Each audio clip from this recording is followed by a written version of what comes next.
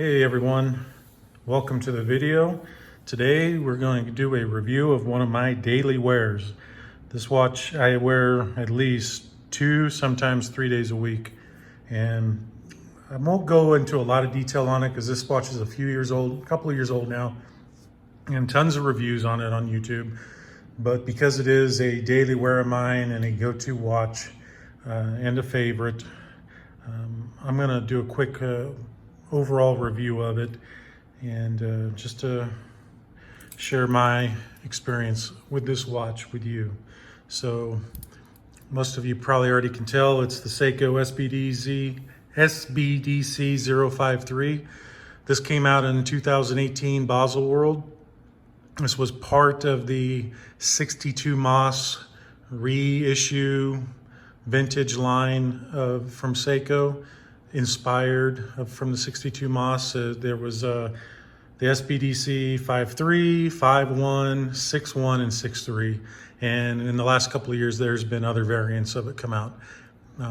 This is the only one I have, and the only one I've have hands-on experience with. However, I do like the 61 and 63 as well. So maybe in the future. So let's go over the dimensions of this watch. It has a 42 millimeter case, and the crown is, that's not counting the crown, it's just the case across. And has a 49 lug to lug, a 14 millimeter thickness with that slightly domed sapphire crystal, and a 20 lug to lug. A lot of people like a 22 lug width on a watch that's over 40, especially 42, but I prefer the thinner bracelet. I think it gives it a more classic, clean look than the wide 22 millimeter bracelet. So, and even though it is a 42 millimeter case, it wears much smaller because of these super short lugs. I mean, those lugs are about as short as they could possibly be and still have a quality fit and finish to this this watch. So it's 42 millimeter case, but only a 49 millimeter lug to lug. So that's great wearability. And the case and the bracelet have a combination of both brushed and polished finishing all over it. It's a screw down crown at the 3 o'clock. 200 meters water resistance. Like I said, the dome sapphire crystal has an AR coating on the underneath.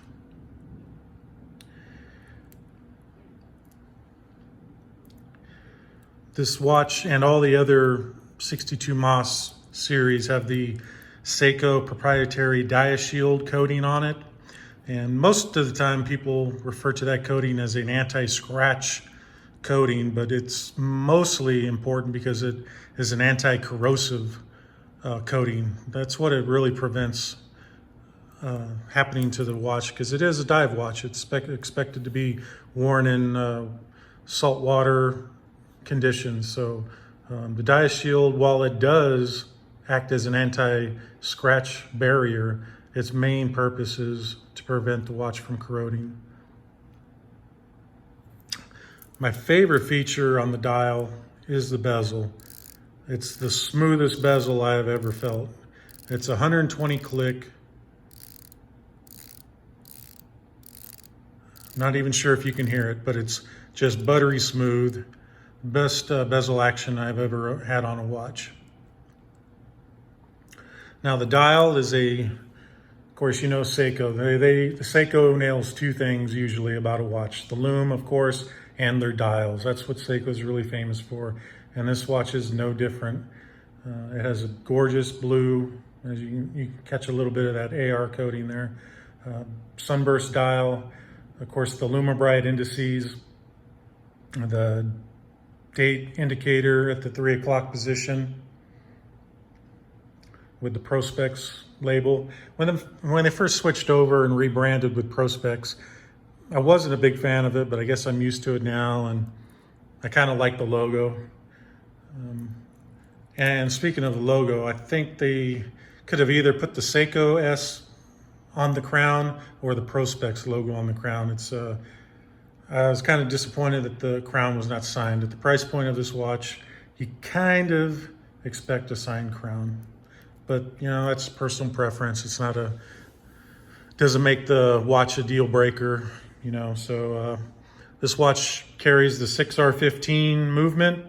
It hacks, hand wind, automatic, 23 joules with a 50-hour power reserve. One upgrade, that's what I'm gonna go back to. When I purchased this watch, generally the standard issue from Seiko, this watch, this model, the 53, is on their silicone strap. But I purchased mine off Noman Watches, and they have an exclusive deal with Seiko, and they offered this watch on the bracelet. It is a Seiko bracelet. Where's the stamp? Yeah, there's the stamp. Seiko brand. It has milled clasp. So it's a great, if I had the option, I try to always purchase a watch on a bracelet. Bracelet is the way to go.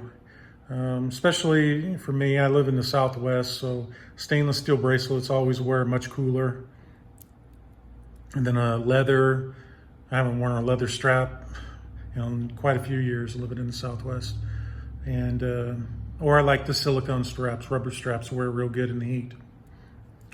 And I've had this watch in chlorine pools, saltwater pools, lakes, Pacific Ocean. I use it for what it's intended for.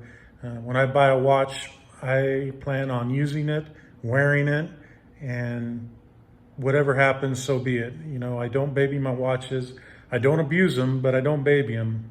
And you can see some, I think they're more scuffs than anything here on the bracelet. There's a few here and there, but I have absolutely no problem with that.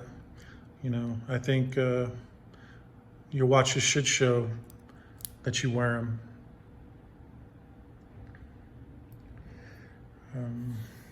So 3 things I like about this watch. My favorite thing about it, again, is the dial, the bezel action.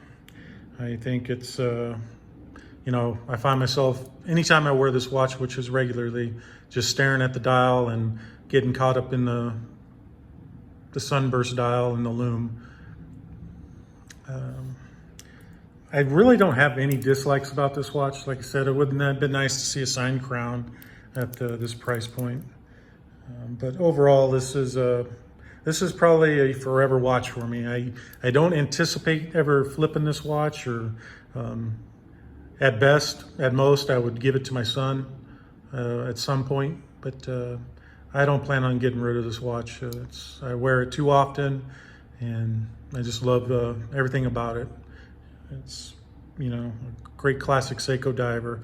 And if you're gonna have one Seiko diver, I think the 62 Moss reissue series, any of those watches could really fill that void. Oh, one other thing, and this is just a personal preference. I'm kind of over the big arrow hour hand Seiko uses.